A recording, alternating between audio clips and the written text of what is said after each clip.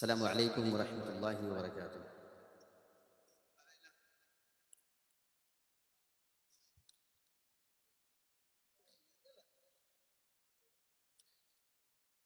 ان الحمد للہ نحمده ونستعینه ونستغفره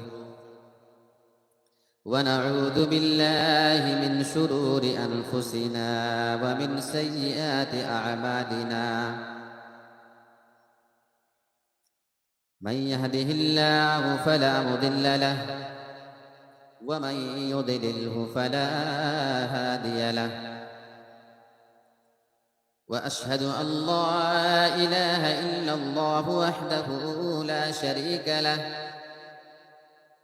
وأشهد أن محمدا عبده ورسوله،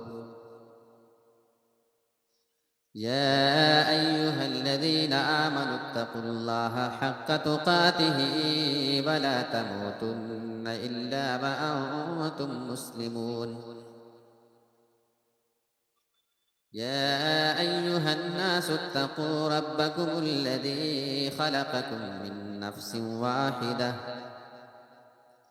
وخلق منها زوجها وبث منهما رجالا كثيرا ونساء، واتقوا الله الذي تساءلون به والأرحام، إن الله كان عليكم رقيبا، يا أيها الذين آمنوا اتقوا الله وقولوا قولا سديدا يصلح لكم أعمالكم ويغفر لكم ذنوبكم،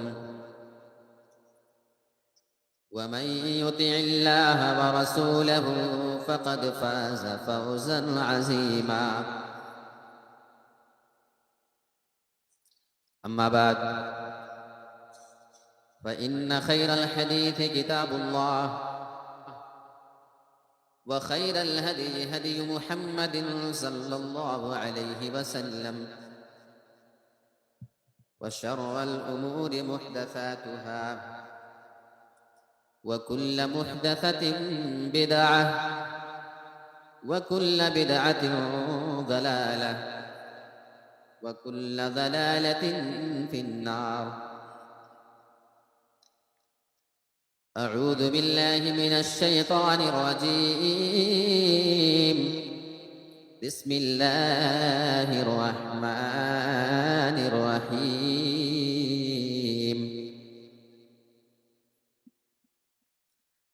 قال رب فأنظرني إلى يوم يبعثون، قال فإنك من المنظرين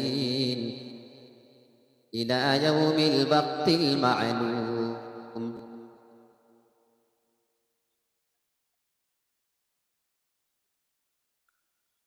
محترم و موقر صدر مجلس، ناظم جلسہ، اسٹیج پر تشریف فرما نہایت ہی محترم اور موقر علماء کرام کی جماعت، برطلہ اور اس کے قرب و جوار سے تشریف لائے ہوئے نہایت ہی باوقار اور سنجیدہ اور قابل قدر سامعین کرام، بزرگان دین، نوجوان ساتھیوں، عزیز بچوں، پردہ نشین خواتین اسلام، پیاری ماؤں اور بہنوں،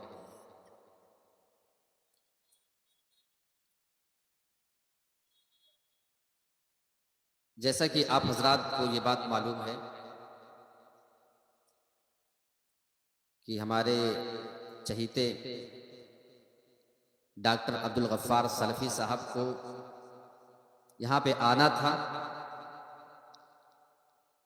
اور میری ان سے ملاقات بھی ہوئی ابھی اور بات بھی ہوئی شیخ سے، اور یہ آپ یقین مانیں کہ شیخ کے ساتھ مجبوری تھی۔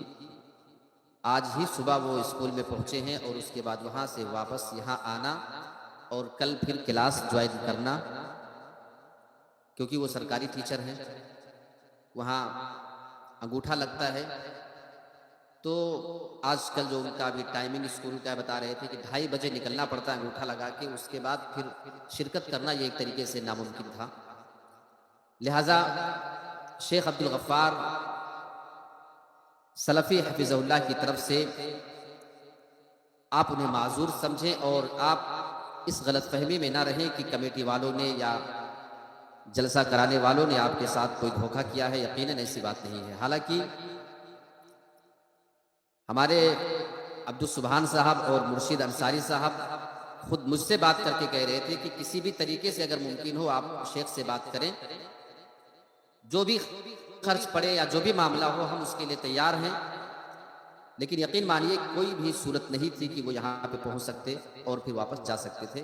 لہٰذا آپ تمام لوگ اپنے دلوں کو صاف رکھیں، اور اللہ رب العالمین اس پروگرام کے کرانے والوں کو ان کے مقصد میں کامیاب بنائے. آپ نے جو تعاون پیش کیا ہے اللہ رب العالمین اس کو قبول فرمائے اور آپ کی نجات کا ذریعہ بنائے.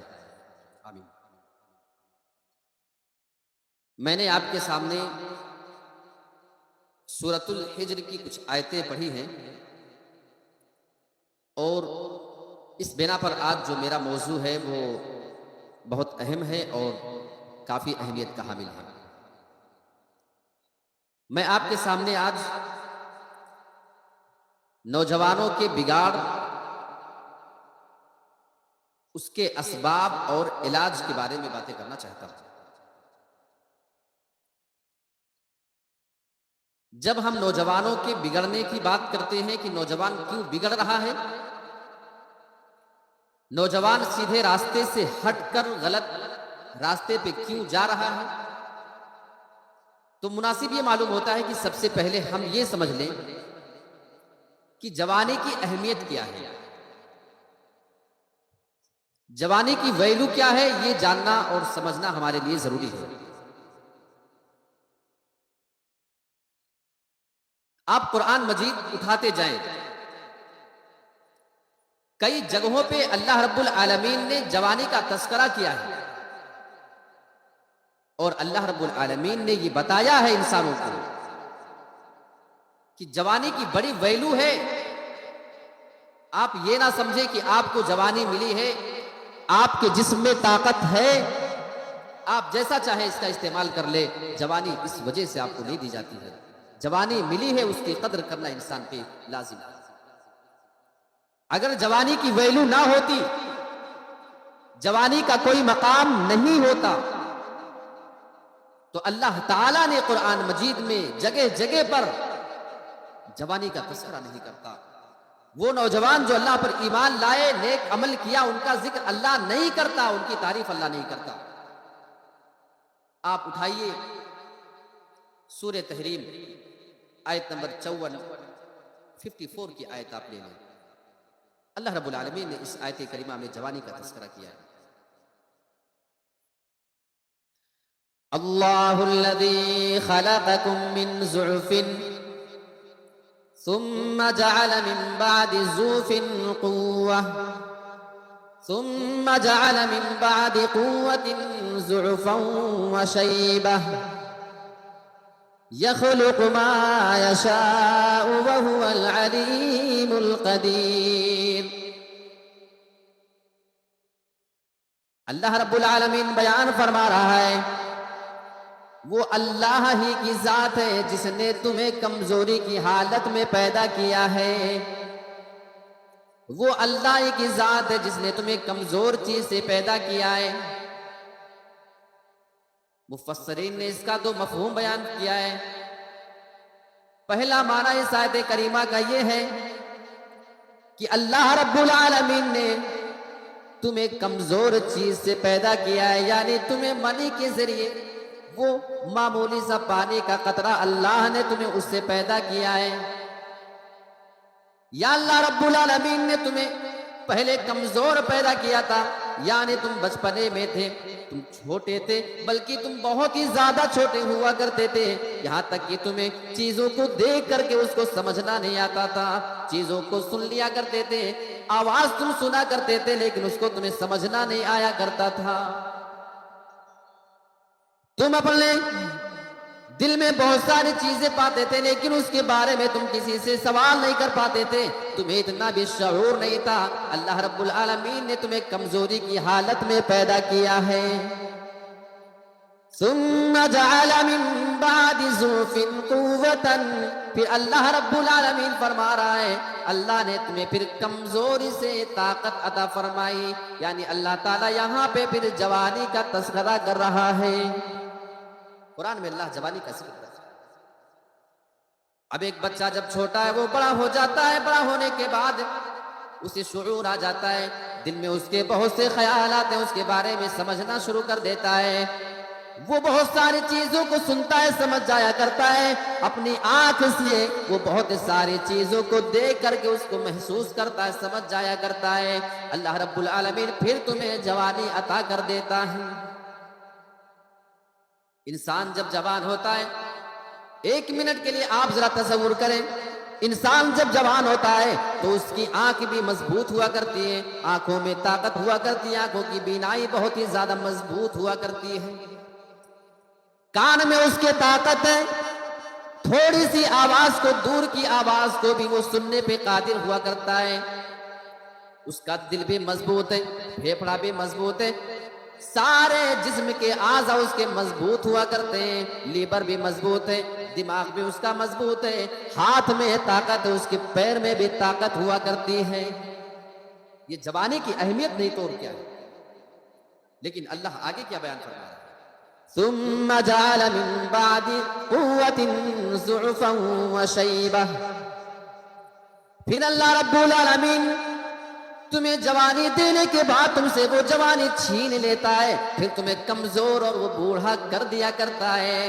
انسان جب کمزور ہو جاتا ہے، آنکھ سے دیکھنے کی طاقت ختم ہو رہی ہے، کان سے سننے کی طاقت بھی جا رہی ہے، دل بھی کمزور ہے، گردہ بھی کمزور، ہاتھ بھی کمزور ہے، دماغ بھی کمزور، اس کے پیر بھی کمزور پڑ جایا کرتے ہیں۔ اللہ رب العالمین بیان فرما رہا ہے، اے میرے نوجوانوں، اگر اللہ رب العالمین نے ابھی تمہیں جوانی دیا ہے، ہر پارٹ جسم کے تمہارے اگر صحیح سلامت ہے، آؤ ان کی قدر کرنے کی کوشش کرو، کیونکہ ایک وقت آئے گا آپ اپنے پیروں کے بل چلنے کے بھی لائق نہیں رہو گے۔ میرے پیارے ساتھیوں، آپ صحیح سے کھڑے ہونے کے لائق نہیں رہو گے۔ کتنے لوگوں کو آپ نے دیکھا ہوگا 5 سال سے نماز تو پڑھ رہے ہیں، لیکن ان کی نماز کرسیوں پہ ہو رہی ہے، ان کی نماز بیٹھے بیٹھے ہو رہی ہے، ان کی پیشانی وہ رکھنا تو چاہتے ہیں سجدے کی جگہ پہ، لیکن طاقت نہیں ہے، پیٹھ میں، کمر میں، ان کی ہڈیوں میں اب وہ طاقت نہیں باقی ہے کہ وہ اللہ رب العالمین کے سامنے اپنی پیشانیوں کو دیکھ سکے۔ جوانی کی اہمیت نہیں تو کیا ہے؟ آپ پوچھیں ان کو، ان کے بغل میں کبھی کوئی نوجوان نماز پڑھتا ہو؟ بہت سارے بزرگ حضرات کو آپ دیکھتے ہیں، ان کے بغل میں آپ نماز پڑھنے جاتے ہو، آپ صحیح سے قیام کر پاتے ہو، رکوع کرتے ہو، سجدہ کر لیا کرتے ہو، آپ کی پیشانی اللہ رب العالمین کے سامنے جب جھکا کرتی ہے، آپ ایسے بزرگ حضرات سے پوچھیں جو اللہ رب العالمین کے سامنے پیشانی رکھے ہوئے زمانہ گزر گیا ہے، حالانکہ نماز وہ برابر پڑھ رہے ہیں۔ میرے پیارے ساتھیوں، وہ آپ کی جوانی کو دیکھ کر کے رشک کیا کرتے ہیں، وہ آپ کی جوانی کو دیکھ کر کے دل میں آرزو پالا کرتے ہیں کہ کاش میں بھی اس قابل ہوتا کہ اپنی پیشانی اللہ کے سامنے رکھ، لیکن اب وہ طاقت ختم۔ وجہ کیا ہے؟ اللہ بیان فرماتا ہے، ہم نے تمہیں کمزور کر دیا ہے، ہم نے اب تمہیں بوڑھا کر دیا ہے۔ یخلق ما یشاء، اللہ رب العالمین جو چاہتا ہے وہ پیدا کرتا ہے، جس کو جیسا چاہتا ہے، جو چاہتا ہے اللہ رب العالمین اس کو بناتا ہے، اللہ پیدا کرتا ہے۔ وَهُوَ الْعَلِيمُ الْقَدِيرُ، اور اللہ رب العالمین جاننے والا ہے اسے کیا دینا ہے، کب دینا ہے، اس سے کیا چھیننا ہے اور کب چھیننا ہے۔ القدیر، وہ قدرت رکھتا ہے، اسے طاقت ہے، جو چاہے دے، اسے کوئی روکنے والا نہیں، جس سے جو چاہے چھین لے، کوئی اس کو ٹوکنے والا نہیں۔ میرے پیارے ساتھیوں، اللہ رب العالمین قدیر ہے، ہر چیز پہ اس کو قدرت ہے۔ تو اس آیت کریمہ کے اندر اللہ نے کتنے بہترین انداز میں جوانی کا تذکرہ کیا۔ سورہ تحریم آیت نمبر 54 کے اندر آئیے قرآن مجید کی دوسری جگہ سے ایک اور آیت لیتے ہیں، اور یہ آیت آپ کو ملے گی سورۃ الحدید میں، آیت نمبر 20 نمبر کی وہ آیت۔ کیا ذکر اللہ رب العالمین کر رہا ہے، اور بعض مفسرین اس آیت کے بارے میں کیا کہتے ہیں وہ بھی میں آپ کے سامنے رکھوں گا. پہلے ہم آیت دیکھتے ہیں، اس کا ترجمہ دیکھ لیتے ہیں. اعلموا انما الحیات الدنیا لعب ولہو وزینۃ وتفاخر بینکم وتکاثر فی الاموال والاولاد. اے لوگو تم اچھی طریقے سے جان لو، انما الحیات الدنیا لعب ولہو، بے شک یہ دنیا کی زندگی صرف کھیل اور تماشا ہے، اس کے علاوہ کوئی حیثیت نہیں. وزینۃ، اور یہ دنیا کی زندگی زینت کی جگہ انسان اپنے آپ کو دنیا میں بناتا ہے، سنوارتا ہے، ایک دوسرے پہ اپنی فضیلت جتانے کی کوشش کیا کرتا ہے. وَتَفَاخُرٌ بَيْنَكُمْ، اور ایک دوسرے پہ یہ فخر جتانے کی جگہ ہے، لوگ ایک دوسرے پہ پھر فخر و تکبر کیا کرتے ہیں. وَتَكَاثُرٌ فِي الْأَمْوَالِ وَالْأَوْلَادِ، اور یہ دنیا کی زندگی مال میں اور اولاد میں ایک دوسرے سے فضیلت جتانے کی جگہ ہے، ایک دوسرے پہ کثرت جتانے کی جگہ ہے کہ میرے پاس تم سے زیادہ مال اور اولاد موجود ہیں. اب اس آیت کریمہ کے بارے میں بعض مفسرین کیا کہتے ہیں وہ ذرا دیکھنے کی چیز ہے. مفسرین کہتے ہیں کہ اس آیت میں اللہ رب العالمین نے عمر کے مختلف مرحلے اور اس کی ترتیب کا ذکر کیا ہے. اللہ بیان فرماتا ہے کہ دنیا کی زندگی صرف کھیل اور تماشا ہے. آیت کے اس ٹکڑے میں اللہ رب العالمین اشارہ کر رہا ہے انسان کی بچپنے کی تعلیم. جب بچہ چھوٹا ہوتا ہے، چھوٹے ہونے پہ بچپنے میں اسے کھیل کے علاوہ کوئی دوسری چیز پسند ہی نہیں آتی ہے. اسے صرف کھلونا چاہیے، اسے کھیلنے کو چاہیے. صبح اٹھے گا کھیل، دوپہر میں نکلے گا کھیل، شام کو کہیں جائے گا کھیل. گھر کے اندر لائے کھیل، گھر کے باہر آپ اس کو لے کر کے جائیں کھیل. آپ اس کو مسجد میں لے کر چلے جائیں، چھوٹا بچہ ہے وہاں بھی کھیلے گا. مدرسے لے کر جائیں آپ وہاں بھی کھیلے گا. شادی حال میں لے کر کے جائیں وہاں بھی کھیلے گا. صرف بچے کے سامنے کھیل ہوتا ہے. اللہ بیان فرماتا ہے یہ دنیا کی زندگی صرف کھیل اور تماشا ہے. مفسرین کہتے ہیں کہ یہاں اللہ رب العالمین نے اشارہ کیا ہے انسان کے بچپنے کی جگہ.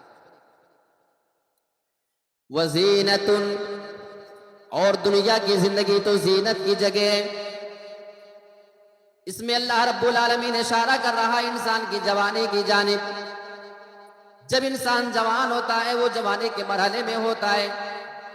جب وہ جوانی کے دنوں میں اپنی زندگی گزار رہا ہوتا ہے، آپ اسے دیکھیں گے وہ اپنے آپ کو بہت ہی زیادہ بناتا سنوارتا ہے. وہ اپنے آپ کو خوبصورت بنانے کی کوشش کیا کرتا ہے. ایک دوسرے سے اپنے آپ کو اسمارٹ بنانے کی کوشش کیا کرتا ہے. نوجوان لڑکیاں بھی ایک دوسرے پہ اپنے آپ کو آگے نکالنے کے لیے بہت ہی زیادہ میک اپ کیا کرتی ہیں، خوبصورت اپنے آپ کو بنایا کرتی ہیں. تو اس آیت کریمہ کے اندر اللہ رب العالمین نے جوانی کا تذکرہ وَتَفَاخُرٌ بَيْنَكُمْ، آپس میں فخر کی جگہ ہے. مفسرین کہتے ہیں کہ اس آیت کے ٹکڑے میں اللہ رب العالمین نے اشارہ کیا ہے کہ جب جوانی انسان کی گزرتی ہے تو اس ٹائم کا یہاں پہ ذکر ہو رہا ہے کہ انسان جب جوانی میں گزرنے کے بعد آگے جب پیسے کما لیتا ہے تو ایک دوسرے پہ فخر کرتا ہے کہ میں نے تجھ سے زیادہ کمایا ہے، تیری دولت مجھ سے کم. وَتَكَاثُرٌ فِي الْأَمْوَالِ وَالْأَوْلَادِ، اور انسان جب بڑھاپے کی عمر میں پہنچ جاتا ہے تو انسان لوگوں پہ اپنی فضیلت جتاتا ہے، کبھی مال میں، کبھی گھر میں، کبھی پراپرٹی میں، کبھی کاروبار اور بزنس میں، تو کبھی اپنی اولاد کے بارے میں، اپنے نواسوں نواسیوں کے بارے میں، اپنے پوتے اور پوتیوں کے بارے میں ایک دوسرے سے فخر کرتا ہے کہ میرے پاس تم سے زیادہ اولاد ہے. تو اللہ رب العالمین نے اس آیت کریمہ کے اندر عمر کے مختلف مرحلوں کا تذکرہ کیا. یہ دو آیتیں میں نے آپ کے سامنے رکھی جس سے یہ کنفرم ہو جاتا ہے کہ جوانی کی اہمیت کتنی زیادہ ہے. اچھا، ایک صحیح بخاری کی حدیث کا ایک ٹکڑا رکھتا ہوں، حدیث بہت لمبی ہے. وہاں بھی اللہ رب کے رسول نے جوانی کا تذکرہ کیا ہے اور نوجوان کی تعریف کی ہے. اللہ کے نبی جناب محمد رسول اللہ ارشاد فرماتے ہیں 7 قسم کے لوگ ایسے ہوں گے قیامت کے دن جن کو اللہ رب العالمین قیامت کے دن اپنے عرش کے سائے کے نیچے جگہ دے دے گا. جب سورج چند میل کی دوری پہ ہوگا، سارے کے سارے لوگ دھوپ کی تپش میں چل رہے ہوں گے. کوئی اپنے پسینے میں ٹخنے تک کوئی گھٹنے تک ڈوبا ہوگا تو کوئی کمر کے برابر، کوئی سینے کے برابر، کوئی اپنے گردن کے برابر، کسی کو اتنا زیادہ پسینہ آیا ہوگا کہ وہ آدمی اپنے پسینے میں ڈوب چکا ہوگا۔ لوگوں کی نفسی نفسی کی عالم، یہ کیفیت جب لوگوں کے سامنے ہوگی، وہیں پہ ایک نوجوان ہوگا۔ اللہ کے نبی بیان فرماتے ہیں وَشَابٌ نَشَأَ فِي عِبَادَةِ اللَّهِ، ایسا نوجوان جو اپنی جوانی کے دنوں کو اللہ رب العالمین کی عبادت میں گزارا کرتا تھا۔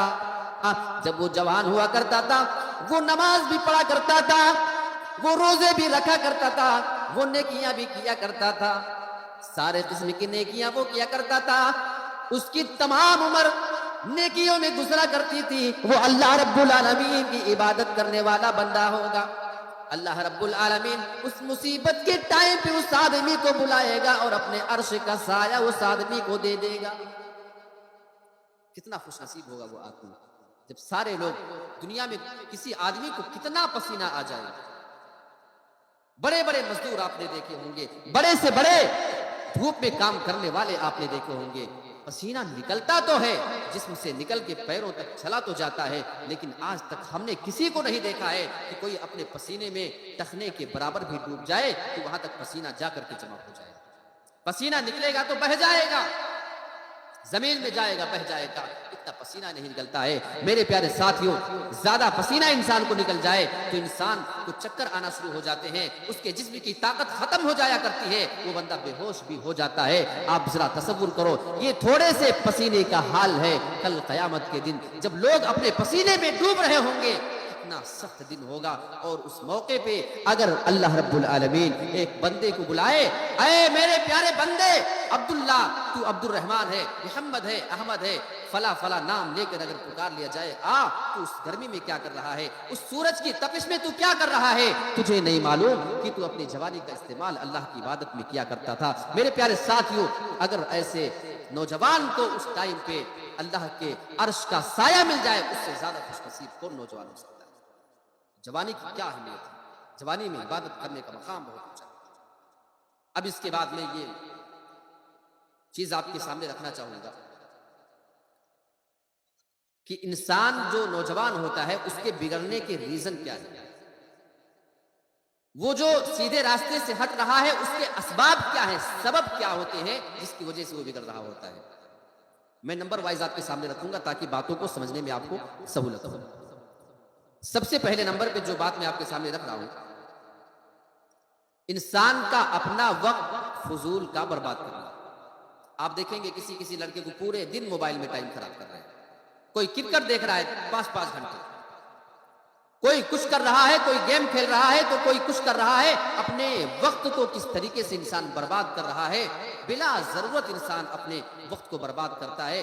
یہ ایک وجہ ہے کہ نوجوان آج کل بگڑ رہے ہوتے ہیں۔ ایک دوسرا جو ریزن ہے نوجوانوں کے بگڑنے کا، سب کے جیب میں موجود ہے، یہ موبائل آج کے دور میں اگر یہ کہہ دیا جائے گنے چنے فتنوں میں سے سب سے بڑا فتنہ ہے تو یہ غلط بالکل بھی نہیں ہوگا۔ جتنے لوگ بگڑتے ہیں اس میں 50% سے زیادہ ہاتھ کسی موبائل کا ہوتا ہے۔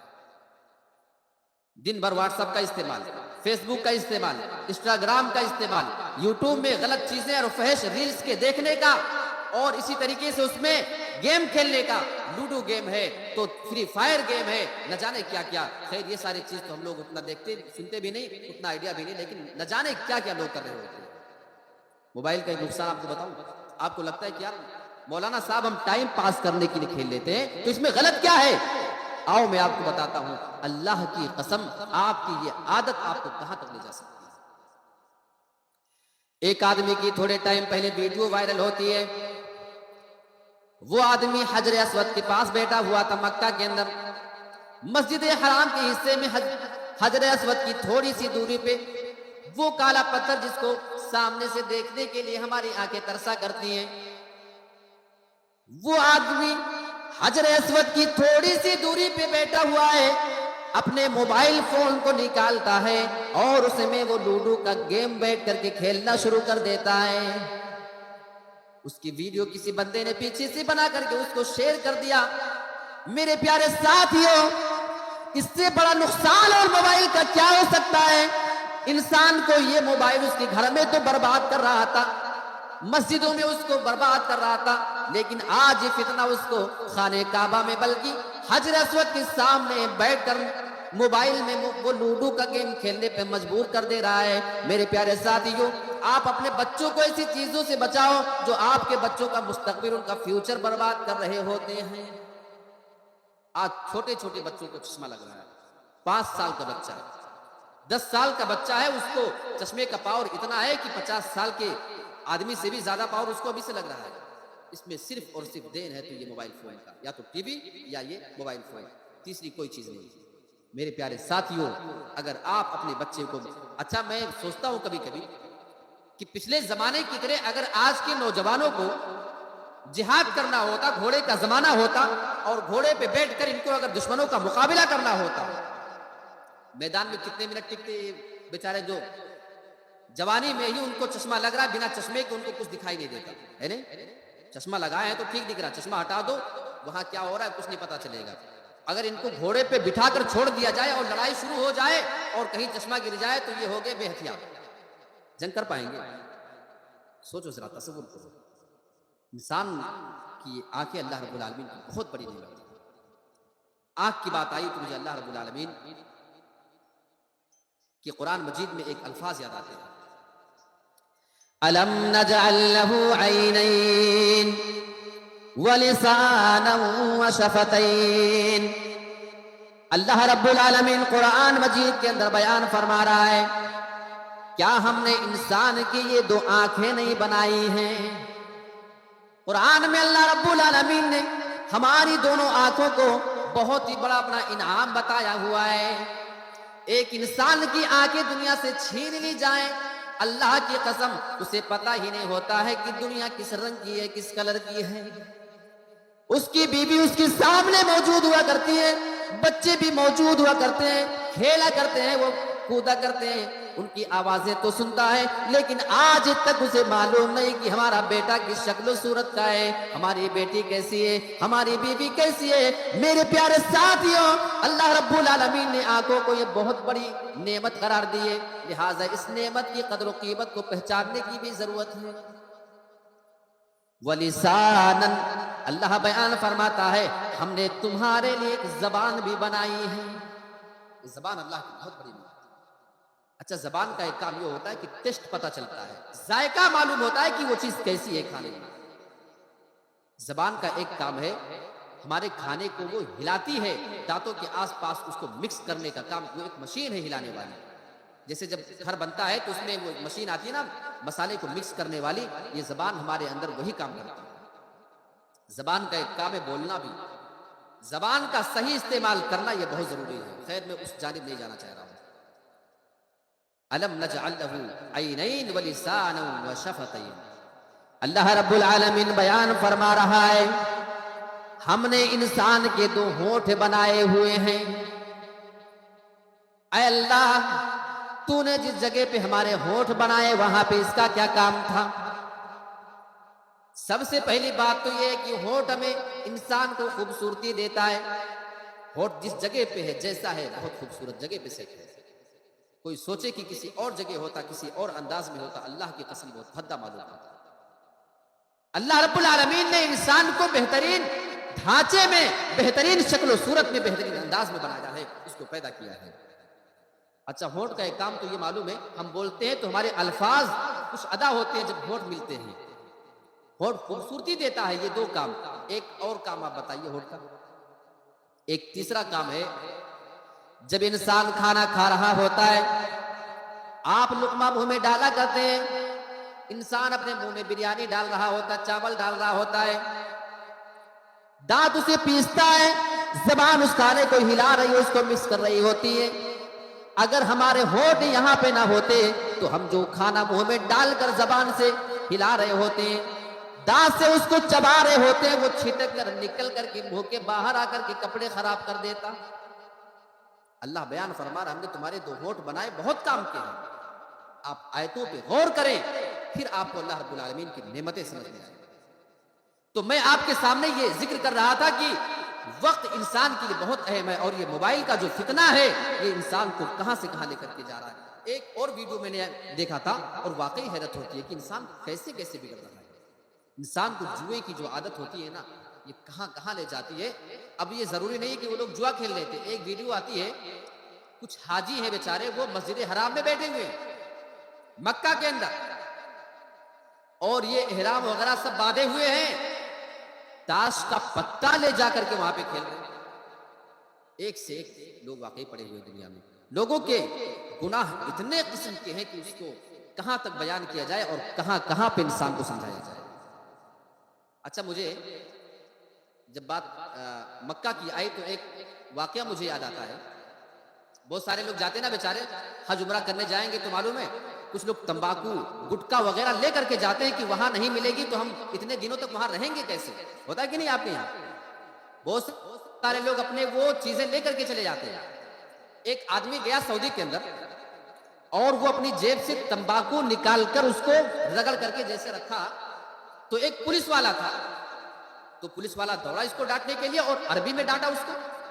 تو عربی میں بولتا ہے، یا رجل لماذا تاکل التمباکو، اے آدمی تو تمباکو کیوں کھا رہا ہے؟ ڈانٹا اس کو آ کے۔ تو یہ بیچارہ انڈیا کا آدمی، وہ جاہل جباٹ، اس کو کیا معلوم، بس عربی سنا۔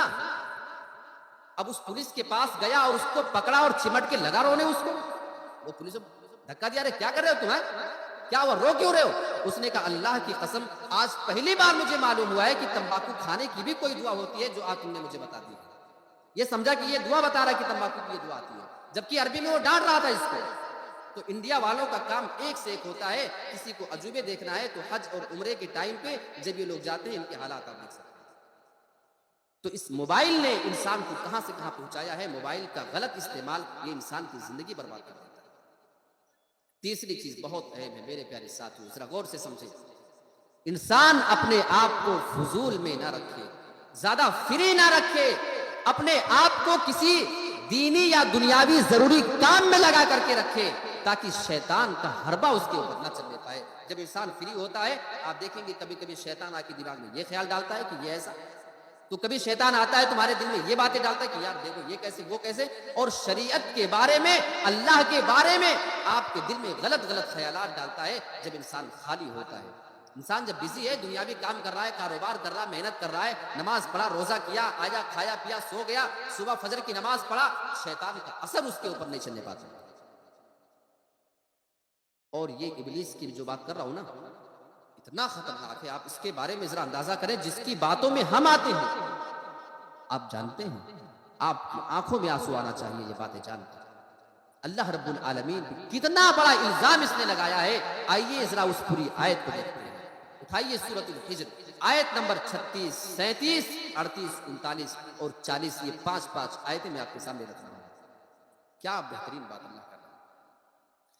قال رب فانظرنی الی یوم یبعثون۔ جب اللہ رب العالمین نے ابلیس کو جنت سے نکال دیا تھا، جب اس نے آدم کا سجدہ کرنے سے منع کر دیا تھا، اللہ رب العالمین نے اسے ہمیشہ کے لیے جہنمی بنا کر کے اس کو جنت سے نکال دیا۔ اللہ اسے دنیا میں بھیج رہا تھا۔ ابلیس کہتا ہے، قال ربی فانظرنی الی یوم یبعثون۔ ابلیس کہتا ہے، اے میرے پروردگار تو مجھے جہنمی بنا رہا ہے، کوئی بات نہیں، مجھے یہ چیز منظور ہے، لیکن اے میرے رب تو مجھے قیامت کے دن تک مہلت دے دے۔ میں زمین میں جاؤں گا، تیرے بندوں کو بہکاؤں گا، تو مجھے اس کی اجازت دے دے، دنیا میں جاؤں۔ اللہ رب العالمین کو کوئی فکر نہیں ہوتی ہے۔ قال فإنك من المنظرین۔ اللہ بیان کرتا ہے، میں نے اس ابلیس سے کہہ دیا، جا تجھے میں اجازت دیتا ہوں، جا میں تجھے مہلت دیتا ہوں۔ اس نے مہلت مانگی تھی قیامت تک کے لیے، تو اللہ بھی دوسرے الفاظ میں اس کا جواب دیتا ہے، الی یوم الوقت المعلوم۔ جا میں تجھے قیامت تک کے لیے مہلت دے رہا ہوں، جا تو جتنی مہلت مجھ سے مانگنا چاہ رہا تھا میں نے تیری مرضی کے موافق مہلت دے دیا۔ اللہ کو کوئی پرواہ نہیں، اللہ کرتا تھوڑی ہے۔ کسی چیز سے، جاؤ تمہیں جو کرنا ہے۔ اب آگے اس کے الفاظ سنو، اللہ اکبر، واقعی دل روتا ہے، کیسے ایک بندہ یہ مردود اللہ کے بارے میں اتنی خطرناک باتیں کر سکتا ہے؟ ذرا قرآن مجید کی آیتیں دیکھیں اور سمجھنے کی کوشش کریں۔ قال ربی بما اغویتنی، ابلیس کہتا ہے اے میرے پروردگار تو نے مجھے گمراہ کر دیا ہے، جب تو نے مجھے گمراہ کر دیا ہے، لَأُزَيِّنَنَّ لَهُمْ فِي الْأَرْضِ، میں زمین کے اندر جاؤں گا، تیرے بندوں کے لیے گناہوں کو بنا کر کے سنوار کر کے پیش کروں گا، گناہوں کو میں اچھا بنا کر کے ان کے سامنے لا کے رکھ دوں گا، گناہ انہیں سب سے زیادہ اچھے لگنے لگیں گے۔ آپ ذرا ابلیس کی باتوں کو دیکھیے، ابلیس اللہ کے بارے میں کہتا ہے اغویتنی، اللہ تو نے مجھے گمراہ کیا ہے۔ اتنی بڑی بات تو اللہ کے بارے میں کوئی نہیں بولا، الزام لگا رہا میرے رب پہ، اللہ تو نے مجھے گمراہ کیا، جبکہ مردود اپنے عمل کی وجہ سے گمراہ ہوا، خود بھٹکا، اللہ نے حکم دیا آدم کا سجدہ کر، عقل لگا رہا تھا کہ میں سجدہ نہیں کر سکتا، میں تو ان سے بیٹر ہوں، میں ان سے بیسٹ ہوں، میں کیسے سجدہ کر سکتا ہوں؟ گمراہ خود ہوتا ہے، اور کیا دماغ اس نے چلایا؟ بتاؤں آپ کو، اللہ نے کہا ما منعک اللہ تسجد اذ امرتک، جب میں نے تجھے حکم دے دیا سجدہ کیوں نہیں کیا؟ کہنے لگا میں نے سجدہ اس لیے نہیں کیا کیونکہ میں آدم سے بہتر ہوں، اور ریزن کیا ہے معلوم ہے؟ کہتا اللہ تو نے مجھے آگ سے بنایا، آدم کو مٹی سے بنایا۔ وہ کہنا کیا چاہ رہا ہے معلوم ہے؟ بہت ہوشیار تھا، بیوقوف تھا کیا ابلیس؟ ہرگز نہیں، بہت ہوشیار تھا۔ کہنے لگا اللہ دیکھ تو نے مجھے آگ سے پیدا کیا ہے، آگ کی فطرت میں، آگ کے نیچر میں بلندی ہے، آگ جلاؤ تو اوپر جایا کرتی ہے، دیکھو اس کا دماغ، اور مٹی کو اگر بلندی سے بھی چھوڑو تو آ کے نیچے گرتی ہے، تو نے آدم کو نچلی چیز سے پیدا کیا ہے، مجھے جس چیز سے پیدا کیا اس کا کام تو اوپر رہنا ہے، میں بھلا اس کا سجدہ کروں گا؟ کیا دماغ لگایا تھا؟ پہلی بار جس نے کوئی قیاس کی تھی، دماغ سے کوئی بات کرنے کی کوشش کی تھی، وہ یہی ابلیس تھا۔ اول من قاس ابلیس، سب سے پہلے جس نے قیاس کیا، دماغ لگایا شریعت کے معاملے میں، تو وہ ابلیس تھا۔ اچھا اب میں آپ سے ایک سوال کرتا ہوں، اس کا یہ کہنا آپ کو سمجھ میں آ گیا نا کہ کیسے وہ کہہ رہا تھا کہ اچھا ہوں، آدم سے میں اچھا ہوں، یا مٹی سے آگ اچھی ہے؟ اس نے تو ایسے ہی کہا تھا، یہ دماغ اس نے لگایا۔ لیکن اب آئیے اس کا جواب دیکھا جائے کہ کیا واقعی آگ مٹی سے بہتر ہے؟ کیا کوئی چیز اوپر جائے تو وہ بہتر ہو جائے گی، کوئی چیز نیچے جائے تو وہ کمتر ہو جائے گی؟ پھر تو آپ غبارے میں ہوا بھر کے چھوڑے کہاں جاتا ہے؟ اوپر جاتا ہے۔ سونا چاندی ہیرا جواہر لے لے ایسے چھوڑے تو کہاں جائے گا بھائی؟ اوپر جائے گا، نیچے آئے گا۔ تو کسی چیز کا اوپر اور نیچے جانا یہ اس کے اچھے یا برے ہونے کی دلیل تو نہیں ہے۔ بات سمجھ آ رہی ہے؟ ایک دوسری بات سے بتا رہا ہوں، کسی چیز کو سمجھنا ہے کہ یہ اچھی ہے یا وہ اچھی ہے، تو دونوں کا مقابلہ کراؤ۔ آپ کو معلوم کرنا دو ٹیموں میں سے فٹ بال اچھا کون کھیلتی ہے، دونوں کا مقابلہ کرا دو، جو جیتے وہ اچھا ہے۔ دو کرکٹ کی ٹیم ہے، یہ اچھی یا وہ اچھی، ڈسکس کرنے کی ضرورت نہیں، لڑا دو دونوں کو، مقابلہ کرا دو، جو جیتے وہی بیسٹ ہے نہیں؟ اوکے۔ اب اگر ہمیں پتا کرنا ہے کہ آگ اچھی ہے، افضل ہے یا مٹی، تو یہ جاننے کے لیے طریقہ ہے، آپ کہیں پہ مٹی کا ڈھیر جمع کر دیں اور سلائی اور ماچس نکالیں اور اس میں آگ لگانے کی کوشش کریں، الگ سے کوئی کیمیکل نہ ڈالیں، پیٹرول ڈیزل کچھ نہیں ہونا چاہیے، صرف مٹی ہو، صرف آگ ہو، آگ لگاتے رہو، مٹی پہ جلے گی، دوپہر تک جلا لو، صبح سے جلے گی، شام تک جلا لو، جلے گی۔ آپ بولے بھائی ہاں نہ بول دو، جلے گی؟ ارے کوئی کہتا جلے گی تو آؤ یہاں پہ ہم مٹی منگواتے ہیں، جلا کے بتاؤ، نہیں جلے گی نا؟ نہیں جلے گی۔ تنہا آگ مٹی نہیں جلا سکتی ہے، مٹی کو نہیں جلا پائے گی، لیکن اگر کہیں آگ لگ جائے، یہیں آگ جلا دو اور اتنا سارا مٹی لا کے اس پہ ڈال دو، آگ کو کنٹرول کرے گی مٹی یا نہیں کرے گی؟ بولو۔ اب کیا آپ چاہتے ہیں کہ اسٹیج پہ آگ جلوا کے یہاں بجھوا کے چیک کرائیں؟ ارے بتا دو کہ بھائی بجھا دے گی، یہ ایک نارمل سینس کی بات ہے، بالکل آپ سمجھ سکتے ہیں کہ ہاں بجھا دے گی۔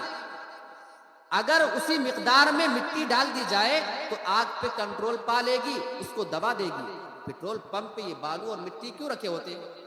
آگ لگ جائے تو بجھانے کے کام آئیں گے، ہے کہ نہیں؟ تو یہ بات تو دنیا مانتی ہے کہ آگ کو مٹی بجھاتی ہے، آگ اور مٹی میں مقابلہ جب ہوگا تو کون جیتے گی؟ مٹی جیتے گی۔ اس نے جو کہا میں بہتر ہوں، اس کا قیاس تو تھا لیکن قیاس باطل تھا، اس نے دماغ لگایا تو، لیکن اس کا وہ دماغ لگانا فضول کا تھا، اس کی بات سچی نہیں تھی۔ اب دیکھیے بات کہاں سے کہاں نکل گئی، ابلیس کی بات آئی۔ تو اس نے اللہ رب العالمین سے مہلت مانگی تھی اور کہا اللہ تو نے مجھے گمراہ کر دیا۔ اب اس نے وعدہ کیا لیا ہے، یہ ذرا آپ دیکھیے گا، اور ذرا ہم یہ دیکھیں گے کہ کیا ابلیس اپنے وعدے کو پورا کر پایا، کیا وعدہ پورا کر رہا ہے یا نہیں کر رہا ہے۔ آئیے ذرا قرآن کی آیت کو کنٹینیو آگے بڑھاتے ہیں۔ ابلیس اللہ رب العالمین سے کہتا ہے اے میرے پروردگار تو نے مجھے گمراہ کر دیا تھا، لَأُزَيِّنَنَّ لَهُمْ فِي الْأَرْضِ، جب میں زمین میں جاؤں گا میں تیرے بندوں کے لیے گناہوں کو بنا سوار کر کے پیش کر دوں گا، میں بڑے بڑے گناہوں کو ان کے سامنے ایسا بنا کر کے پیش کر دوں گا کہ ان کو گناہ نہیں لگے گا۔ آج آپ دیکھو سود کو اور بیاج کو، ان تمام چیزوں کو، انٹرسٹ کو، ابلیس اور شیطان ان تمام لوگوں نے مل کر کے ہمارے درمیان اس کو الگ الگ نام دے کر کے ہمارے لیے اتنا زیادہ خوبصورت بنا دیا ہے۔ انسان سود تو لے رہا ہے، انسان کاروبار بھی کر رہا ہے، بیاج والے کام بھی کر رہا ہے، وہ انٹرسٹ بھی لیتا ہے، وہ لون والا کام بھی کیا کرتا ہے، لیکن آج تک اسے کوئی اس میں خرابی نہیں لگتی ہے۔ گناہوں کو یہی کہتے ہیں کہ بنا سوار کر کے پیش کرنا۔ یہ مائک ہے، دیکھنے میں اچھا نہیں ہے، بھائی اچھا ہے، مائک والے ناراض نہ ہو جانا ہے، اچھا میں خالی بتا رہا ہوں۔ یہ مائک دیکھنے میں اچھا نہیں ہے، لیکن اس کی ایسی ڈیزائننگ کر دو کہ دیکھنے والے کو بڑا خوبصورت معلوم ہو۔ یہ ہوتا ہے اس کو خوبصورت بنانا، اس کو مزین کر دینا، اس کی ڈیزائننگ کر دینا کہ جو اندر سے ہے وہ اب نہیں دکھے گا، اب باہر سے بڑا خوبصورت آپ کو لگتا ہے۔ ابلیس نے کہا اللہ لَأُزَيِّنَنَّ، میں مزین کروں گا، خوبصورت بنا کر پیش کروں گا۔ اچھا اس پہ مزین کرنے پہ ایک بات یاد آئی، بہت سی عورتوں کو آپ دیکھیں گے خوبصورت ہوتی نہیں ہیں، شادی حال میں اچانک سے آپ کی نظر پڑ جائے آپ پہچان نہیں پائیں گے یہ کون ہے، کیونکہ وہ پورا چینج ہے، جو اندر سے ہے اس کا چہرہ وہ نہیں ہے۔ میک اپ نے ہزاروں روپے، 20,000 50,000 کے میک اپ نے اس کو خوبصورت بنا دیا۔ یہ ہوتا ہے کسی چیز کو مزین کرنا، بنانا، سنوارنا، اس کو میک اپ کر دینا کہ جیسا ہے ویسا دکھتا نہیں ہے۔ تو گناہوں کا یہی حال ہے، دیکھنے میں خوبصورت ہے، دیکھنے میں اچھا تو لگتا ہے لیکن حقیقت میں اچھا ہوتا نہیں ہے۔ اچھا آگے وہ کیا کہہ رہا ہے، وَلَأُغْوِيَنَّهُمْ أَجْمَعِينَ، اور اے میرے رب میں یہ وعدہ کرتا ہوں میں جب زمین کے اندر جاؤں گا تیرے بندوں کو گمراہ کر دوں گا، إِلَّا عِبَادَكَ مِنْهُمُ الْمُخْلَصِينَ، مگر جو تیرے خالص اور مخلص بندے ہوں گے، جو صرف تیری عبادت کرنے والے بندے ہیں، جو تیرے روش پہ چلنے والے بندے ہیں، میں ان کو کبھی گمراہ نہیں کر پاؤں گا۔ إِلَّا عِبَادَكَ مِنْهُمُ الْمُخْلَصِينَ، میں تیرے خالص بندوں کو گمراہ نہیں کر سکتا ہوں۔ جو خالص ہوگا، پیور ہوگا، وہ شیطان کے بہکاوے میں نہیں آتا ہے۔ جاننا چاہتے ہو آپ پیور ہیں یا نہیں، آپ خالص ہیں یا نہیں، چیک کر لینا۔ ایک پیمانہ بتاتا ہوں، ابلیس کے بہکاوے میں آئے تو پیور نہیں ہو، خالص نہیں ہو، بہکاوے میں آ رہے ہو تو آپ کے اندر کمی ہے، اصلاح کرنے کی ضرورت۔ باتیں سمجھ میں آ رہی ہیں؟ تو اپنے آپ کو فارغ رکھنا، اپنے آپ کو خالی رکھنا، فری رکھنا، یہ وجہ بنتا ہے انسان کے بگڑنے کا۔ تو 3 چیزیں ہو گئی، یاد رکھیے گا۔ اب چوتھے نمبر پہ بری صحبت اور سنگت، برے دوستوں کا انتخاب۔ اب یہاں پہ بہت سے نوجوان ہیں، ایک دوسرے سے دوستی ہے، آپ کا دوست تھوڑا گڑبڑ ہے تو وہ میرے اوپر آپ ناراض نہیں ہوئیے گا، وہ آپ سمجھو، ٹھیک ہے۔ برے دوستوں کا انتخاب یہ انسان کے لیے کتنا خطرناک ہوتا ہے۔ آئیے پہلے ایک حدیث دیکھ لیتے ہیں، اس کے بعد ہم بات آگے کریں گے۔ اللہ کے نبی جناب محمد رسول اللہ نے دوستی کے اصول بتائے ہیں۔ اللہ کے نبی بیان فرماتے ہیں الرجل علی دین خلیلہ فلینظر احدکم من یخالل۔ اللہ کے نبی بیان فرماتے ہیں آدمی اپنے دوست کے دین پر قائم ہوتا ہے، آدمی ویسا ہی عمل کرتا ہے جیسا کہ اس کا دوست عمل کیا کرتا ہے۔ فَلْيَنْظُرْ أَحَدُكُمْ مَنْ يُخَالِلْ، اگر تمہیں کسی سے دوستی کرنا ہو، کسی کو اپنا دوست بنانا ہو، اچھی طریقے سے دیکھ لینا، تم غور کر لینا، جانچ لینا، پرکھ لینا، وہ دین کے معاملے میں کیسا ہے، وہ ویوہار کے معاملے میں کیسا ہے، وہ کیریکٹر میں کیسا ہے، اس کی زبان کیسی ہے، اس کی عادتیں کیسی ہیں۔ جب آپ کو دیکھنا ہو فَلْيَنْظُرْ أَحَدُكُمْ مَنْ يُخَالِلْ، جس سے تمہیں دوستی کرنا اس کے بارے میں اچھی طریقے سے غور کر کے ہی دوستی کرنا، ورنہ اگر تمہارے دوست برے ہو جائیں گے اتنا بڑا نقصان۔ اللہ کے نبی کے پیارے چچا ابو طالب کی بات کر رہا ہوں۔ اللہ کے نبی جناب محمد رسول اللہ کے سب سے بڑے سپورٹر وہاں پہ مکہ کے اندر، کافروں میں اگر کوئی سب سے بڑا سپورٹ کرنے والا کوئی بندہ تھا تو وہ ابو طالب، نبی کے سگے چچا ہیں۔ چچا اور بھتیجے میں رشتہ کتنا زیادہ مضبوط ہوتا ہے۔ اللہ کے نبی کی ہر مصیبت کے ٹائم پہ ابو طالب کھڑے ہو جایا کرتے تھے۔ ابو طالب اپنے بھتیجے کو کافروں سے بچایا کرتے تھے، ان کی تکلیفوں سے، ان کی اذیتوں سے ان کو بچا لیا کرتے تھے۔ نبی کو اپنے چچا سے بہت زیادہ محبت ہے۔ ان کے انتقال کا وقت قریب آ چکا ہے، لیکن ابھی تک وہ ایمان نہیں لائے، ابھی تک وہ کافر ہیں۔ اللہ کے نبی آخری ٹائم پہ ان کے پاس جاتے ہیں، کہنے لگے اے میرے پیارے چچا، یا عمی، اے میرے پیارے چچا، قل لا الہ الا اللہ، آپ اپنی زبان سے ایک مرتبہ لا الہ الا اللہ کہہ دیجئے، کلمتن اشہد لک بہا عند اللہ، ایک مرتبہ اگر آپ اپنی زبان سے یہ کلمہ ادا کر دیں، آپ میرے کان میں ہلکا سا بول دیں، میں اللہ رب العالمین کے پاس جب جاؤں گا آپ کے بارے میں میں سفارش کر لوں گا، آپ کے بارے میں اللہ رب العالمین سے میں باتیں کر لوں گا کہ میرے چچا نے تو کلمہ پڑھا تھا تو اس کو جہنم میں نہ ڈالنا۔ پوری کائنات میں محمد رسول اللہ سے بڑا کوئی مبلغ نہیں، کوئی دائی نہیں دیکھا ہے، ان سے زیادہ کسی کو سمجھانے میں ماہر کسی نے نہیں دیکھا ہے۔ اللہ کے نبی اتنے زیادہ ماہر تھے سمجھانے میں، بڑے بڑے جاہلوں کو آپ سمجھا لیا کرتے تھے، بڑے بڑے مشرکوں کو سمجھایا تو وہ اسلام پہ آ چکے تھے، بڑے سے بڑے بگڑے ہوئے لوگوں کو آپ نے سمجھایا تو آپ ان کو سمجھانے میں کامیاب ہو چکے۔ لیکن یہاں اپنے چچا کو سمجھا رہے تھے، ہر ممکن کوشش کر رہے ہیں، ہر طریقہ اختیار کر لیا، لیکن آپ کامیاب نہ ہو سکے۔ اور اس کی جو وجہ بنتی ہے ان کے وہ دو برے دوست ابو طالب کے پاس وہ دونوں بیٹے ہیں، ایک کا نام ہے ابو جہل اور دوسرے کا نام ہے عبداللہ بن ابو امیہ۔ یہ دونوں کافر دوست ان کے پاس موجود ہیں۔ اب آپ ذرا دیکھو انسان کی زندگی میں برے دوستوں کا نقصان کتنا بڑا ہوتا ہے، آپ اس واقعہ کو سامنے رکھیے۔ اللہ کے نبی بار بار کہہ رہے تھے اے میرے پیارے چچا، آپ ایک مرتبہ اپنی زبان سے کلمہ ادا کر دیں۔ وہاں ان کے دو دوست بھی موجود ہیں، وہ ابو طالب سے کہہ رہے تھے اے ابو طالب، کیا آپ اپنے بھتیجے کی باتوں میں آ جاؤ گے؟ کیا آپ اپنے پرانے دین کو چھوڑ دو گے؟ کیا آپ اپنے باپ دادا کے دین کو چھوڑ کر کے اپنے بھتیجے کے دین اسلام میں داخل ہو جاؤ گے؟ پھر لوگ تمہیں کیا کہیں گے، لوگ تمہارے بارے میں کیا کیا باتیں کریں گے؟ یہ ساری باتیں کہہ کر کے ان کو شرم دلا رہے تھے، عار دلا رہے تھے۔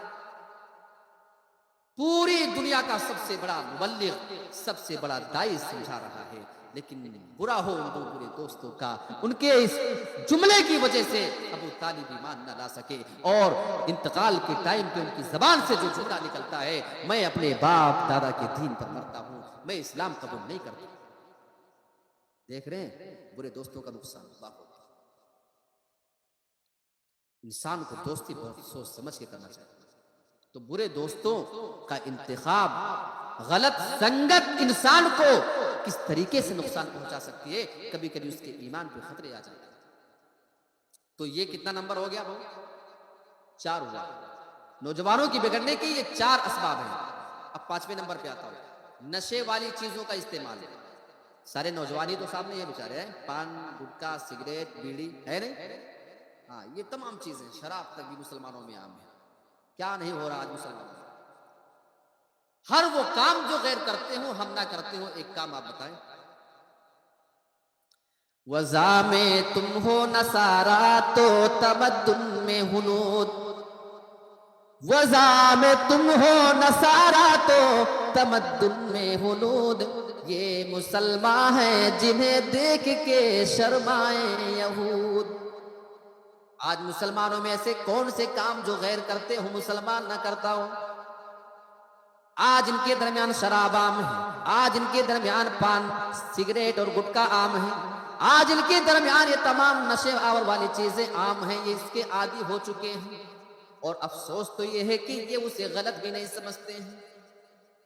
بعض لوگوں نے فتویٰ دے کے رکھا ہوا ہے کھا سکتے ہو، اللہ کے نبی کی وہ حدیث نہیں معلوم ہے، ما اسکر کثیرہ فقلیلہ حرام، جس چیز کی زیادہ مقدار نشہ پیدا کر دے اس کی تھوڑی سی مقدار بھی تمہارے لیے حرام ہے۔ کیا مطلب؟ تمباکو، اب کچھ لوگ کہتے ہیں کہ تمباکو سے ہم کو کچھ نہیں ہوتا ہے، ہمیں ابھی کھلا دیا جائے اتنا سا تو یہی اسٹیج پہ سو جاؤں گا، پھر آپ کو گھنٹوں یہاں پانی چھڑک کے جگانا پڑے گا۔ مرزا صاحب آپ تقریر کر رہے تھے، کیا ہو گیا؟ تھوڑا سا بھی تمباکو کھلا دو، کیونکہ ہمیں عادت نہیں ہے، کسی کسی کو عادت ہے مٹھی بھر کے کھلا دو کچھ نہیں ہوگا، لیکن اگر اسے آپ اتنا کھلا دیں، زیادہ مقدار میں لا کے دے دیں تو بے ہوش ہو جائے گا، نشہ آئے گا، چکر آئے گا۔ نشہ اگر پیدا کر دے، اگر زیادہ تعداد میں کھلا دیا جائے نشہ آئے، اللہ کے نبی بیان فرماتے ہیں ایسی چیز کا تھوڑا سا حصہ بھی، تھوڑی سی مقدار میں بھی وہ چیز کھانا تمہارے لیے حرام ہے۔ میرے پیارے ساتھیوں، کسی طریقے سے کسی بھی اعتبار سے آپ اس کی گنجائش نہیں نکال سکتے۔ نوجوانوں، آپ کے کام کی بات بول رہا ہوں، آؤ ایک حساب آپ کو سمجھا دوں۔ میں کوئی میتھ پڑھانے نہیں جا رہا ہوں، بس ایک آسان سی نارمل سینس کی بات کرنا چاہتا ہوں۔ پان گٹکا کھاتے تو ہوں گے، ایک دن میں کم سے کم 50 روپیہ، کتنا بولو؟ پان گٹکا کھانے والا، سگریٹ پینے والا کم سے کم کتنے روپے کا کھا جائے گا روز؟ آپ بتائیں بھائی، اگر میں صحیح کہہ رہا ہوں تو بولنا، کم سے کم 50 کھائے گا کہ نہیں؟ 50 روپیہ کا کھائے گا نا، اس سے کم کیا کھا جاتا ہے؟ اس سے بھی زیادہ وہ چھوڑ دو، سب سے کم اگر کوئی کھاتا ہو ایک دن میں 50 روپے کا گٹکا، سگریٹ، پان سب ملا کے۔ اچھا میں آپ کو ایک حساب سمجھاتا ہوں یار، آپ اپنی کمائی کو ایسے کیسے تھوک سکتے ہو؟ آپ ذرا آنکڑا تو دیکھو، اگر آپ ایک دن میں 50 روپے کا کھاتے ہو، 30 دن یعنی ایک مہینہ کھاؤ گے تو وہ بنے گا 1500 روپیہ۔ کتنا بنے گا بولو؟ 1500 روپیہ ہے نا؟ ایک مہینے کھائے نا، روزانہ 50 ایک مہینے میں کتنا؟ 1500 روپیہ۔ ایک سال میں 12 مہینہ ہوتا ہے، 12 مہینے ایسے کھاتے جاؤ گے نا، 18,000 بن جائے گا ایک سال میں۔ کتنا بنے گا بولو؟ ابھی سوچا ہے؟ 18,000 روپیہ ایک سال میں آپ صرف گٹکا کھا کر تھوک رہے ہو۔ کب؟ جب روزانہ صرف 50 روپے کا کھاتے ہو تب۔ اگلا سمجھ میں آ رہا ہے؟ اچھا ایسے آپ ایک سال کھاؤ، 2 سال کھاؤ، 4 سال، 5 سال، 5 سال کا حساب سمجھا دوں آپ کو۔ 5 سال میں وہ نوجوان کتنے روپے کا کھا جائے گا؟ آپ کیلکولیٹ کرنا، 5 سال میں 90,000 روپے کا گٹکا کھائے گا۔ ہاں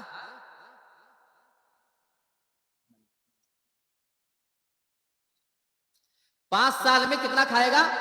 90,000 کا۔ جی 90,000 کا 5 سال میں گٹکا کھا کے پھونک چکا ہے، وہ 90,000 آج ہوتا تو کتنا بڑا کام ہوتا۔ اور لوگ کہتے ہیں غریب ہے جو گٹکا کھاتا ہو، روزانہ 50 روپے کے سگریٹ اور بیڑی اور گٹکے کھا کے تھوکتا ہو، 5 سال میں 90,000 روپیہ صرف اسی چیز پہ تھوک دیتا ہو اور اڑا دیتا ہو، آپ اس کو غریب کہتے ہیں؟ غریب نہیں ہو سکتا۔ میرے پیارے ساتھیوں، ذرا تصور کرنے کی کوشش کرو، کیونکہ پرچی مجھے مل چکی ہے، 5 منٹ کا ٹائم ہو رہا ہے، میں آپ کے سامنے مزید دوسری باتیں رکھا ہوں۔ ایک وجہ انسان کے بگڑنے کا ہے انسان کا اپنی شرمگاہ کا غلط استعمال۔ یہ نوجوانوں کی بات کر رہا ہوں میں خاص طور پہ۔ ایک صحابی رسول اللہ کے نبی جناب محمد رسول اللہ کے پاس آتے ہیں۔ ایک آدمی اللہ کے نبی کے پاس آتا ہے، کہنے لگا اللہ کے نبی ایذن لی بالزنا، آپ مجھے زنا کرنے کی اجازت دے دیجئے۔ صحابہ ان کو ڈانٹنے کے لیے دوڑتے ہیں، جھڑکنے لگتے ہیں۔ اللہ کے نبی نے صحابہ کو منع کر دیا، اس آدمی کو ڈانٹو نہیں، اپنے پاس بلا لیا۔ آپ کو معلوم تھا کسی کو کیسے سمجھایا جانا ہے، آپ نے اس آدمی کو اپنے پاس بلا لیا۔ اللہ کے نبی اس آدمی سے سوال کرتے ہیں، تم اس سے زنا کی اجازت تو مانگ رہے ہو، لیکن میں تم سے کچھ سوال کر لیتا ہوں، آپ میرے سوالوں کا جواب دے دو، میں تمہیں زنا کی اجازت دیتا ہوں۔ آپ نے اس آدمی سے سوال کر لیا، اتحبہ لامک، اگر کوئی تمہاری ماں کے ساتھ زنا کرے، تم اپنی آنکھوں سے دیکھ لو اور اس کو زنا کرتے ہوئے اپنے سامنے پالو، کیا تم اس بات کو پسند کرو گے؟ کہنے لگا اللہ کے نبی بالکل نہیں۔ آپ اس آدمی سے دوسرا سوال کرتے ہیں، اتحبہ لابنتک، کیا یہ کام تم اپنی بیٹی کے لیے پسند کرو گے؟ اگر کوئی تمہاری کسی بیٹی کے ساتھ زنا کرے، کیا تمہیں یہ بات پسند آئے گی؟ کہنے لگا اللہ کے نبی بالکل نہیں، مجھے یہ بات بھی پسند نہیں۔ اتحبہ لاختک، اگر تمہارے سامنے کوئی تمہاری بہن کے ساتھ زنا کرتا ہو، اس کے جسم سے وہ کھیل رہا ہو، اگر تمہیں معلوم چل جائے یا تم اپنی آنکھوں کے سامنے اسے دیکھ لو، کیا یہ کام تم پسند کرو گے؟ کہنے لگا اللہ کے نبی نہیں۔ آپ سوال کرتے جا رہے تھے، اتحبہ لعمتک، کیا یہ کام تو اپنی پھوپھی کے ساتھ پسند کرے گا؟ کہنے لگا اللہ کے نبی بالکل نہیں۔ آپ سوال کرتے ہیں، اتحبہ لخالتک، کیا یہ کام تو اپنی خالہ کے ساتھ پسند کرے گا کہ کوئی اس کے ساتھ زنا کرے؟ کیا یہ بات تجھے پسند آئے گی؟ کہنے لگا قال لا واللہ، اے اللہ کے نبی اللہ کی قسم بالکل نہیں، مجھے یہ چیز منظور نہیں کہ کوئی میری ماں کے ساتھ، بہن کے ساتھ، بیٹی کے ساتھ، میری پھوپھی یا میری خالہ کے ساتھ کوئی بندہ زنا کرے، مجھے یہ بات ہرگز بھی پسند نہیں۔ اللہ کے نبی اس آدمی کو سمجھا رہے تھے، اللہ کے نبی اس کو پیغام دے رہے تھے، تم میرے سامنے اگر زنا کرنے کی اجازت تو مانگ رہے ہو، تم جس کے ساتھ زنا کرنے جاؤ گے وہ بھی تو کسی کی ماں ہوگی، کسی کی بیٹی ہوگی، کسی کی بہن ہوگی، کسی کی پھوپھی اور کسی کی وہ خالہ ہوگی، پھر وہ آدمی اس چیز کو کیسے برداشت کرے گا؟ اللہ کے نبی اس آدمی کے سینے پہ اپنا ہاتھ مبارک رکھتے ہیں اور اللہ رب العالمین سے دعا کرتے ہیں، اللہم اغفر ذنبا، اے اللہ اس آدمی نے اگر کوئی گناہ کر لیا ہو تو اسے گناہوں کو معاف فرما دے، وطہر قلبہ، اور اللہ تو اس آدمی کے دل کو صاف کر دے، تو اس کے دل کو پاک کر دے، اس کے ارادے کو بدل دے، وحسن فرجہ، اے اللہ تو اس آدمی کی شرمگاہ کی بھی حفاظت فرما لے۔ آپ نے دعا کیا، وہ آدمی آئندہ اس کام کی جانب کبھی نہیں پلٹا، کیونکہ اسے معلوم ہو گیا اگر میں یہ کام کرتا ہوں، کوئی میری انہی رشتہ داروں کے ساتھ اگر کوئی کام کرے مجھے پسند نہیں آئے۔ نوجوانوں کی بگڑنے کی ایک اور اہم وجہ، اور یہی بات میں بتا کے اپنی بات کو ختم کر دوں گا، چاہے بات پوری ہو چاہے نہ ہو، اس لیے کہ بھائی وقت کی پابندی کرنا یہ ضروری ہے، ابھی اور بھی خطبہ آپ کے سامنے آنا ہے۔ حرام کمائی، آج کل انسان کو صرف دولت چاہیے، کہاں سے آ رہا ہے کوئی فرق نہیں پڑتا ہے۔ دیکھو اللہ نے حلال کمائی کا حکم دیا ہے، فَإِذَا قُضِيَتِ الصَّلَاةُ فَانتَشِرُوا فِي الْأَرْضِ وَابْتَغُوا مِنْ فَضْلِ اللَّهِ، جب نماز ختم ہو جایا کرے، نماز ختم ہونے کے بعد تم زمین کے اندر پھیل جایا کرو اور اللہ رب العالمین کی تم روزی روٹی تلاش کیا کرو۔ ہاتھ پہ ہاتھ رکھ کے نہیں بیٹھنا، ایک کام دوسرا کام تیسرا کام، انسان کو کچھ نہ کچھ تکڑم لگانے رہنا چاہیے حلال کمائی کے لیے۔ لیکن اگر کوئی حرام کماتا ہے تو اس کا کیا نقصان ہے؟ آئیے ایک حدیث دیکھ لیتے ہیں۔ اللہ کے نبی جناب محمد رسول اللہ بیان فرماتے ہیں، ایک آدمی اللہ رب العالمین کے دربار میں بہت دور سے سفر کر کے آتا ہے دعا مانگنے کے لیے۔ وہ آدمی دور کا سفر کر کے آتا ہے، اس کے بال پر گندا ہوا کرتے ہیں، اس کے جسم کے کپڑے گندے ہو چکے ہیں، وہ اللہ رب العالمین کے پاس آتا ہے اپنی دعائیں مانگنے کے لیے، یا ربی اے میرے رب تو مجھے یہ چیز دے دے، تو مجھے یہ چیز نواز دے۔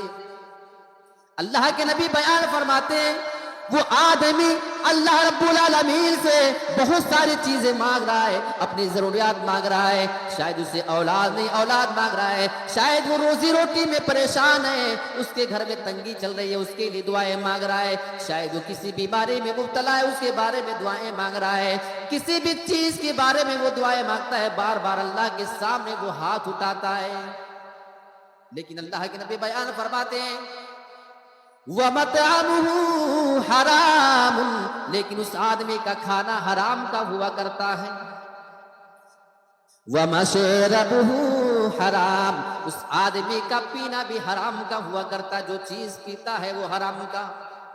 وَمَلْبَسُهُ حرام، وہ اچھی سے اچھا لباس پہنا کرتا ہے لیکن اس کا لباس حرام کمائی کا ہوا کرتا ہے، اچھی اچھی غذا وہ کھایا کرتا ہے۔ وَغُذِيَ بِالْحَرام، اس کی ساری غذا حرام کمائی کی ہوا کرتی ہے۔